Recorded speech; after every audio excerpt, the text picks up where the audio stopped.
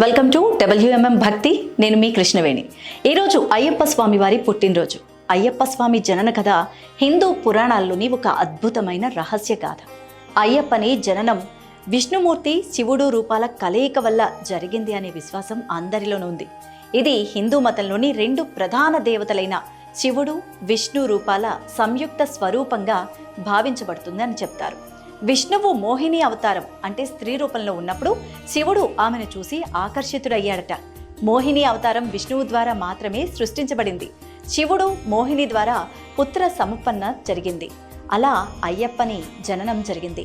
కావున అయ్యప్ప హరిహర పుత్రుడు అని కూడా పిలువబడతారు. హరి అంటే విష్ణువు అని, హర అంటే శివుడు అని అర్థం. భూమిపై మలయాళ దేశంలో పందల రాజైన రాజా రాజశేఖరుడికి సంతానం లేకపోవడం వల్ల అయ్యప్ప చిన్న పిల్లవాడిగా అడవిలో కనబడతాడు వారికి. రాజశేఖరుడు అతన్ని ఇంటికి తీసుకువచ్చి తన కుమారుడిగానే పెంచుతారు. అయ్యప్ప విశేషమైన శక్తులు కలవాడిగా పెరుగుతాడు.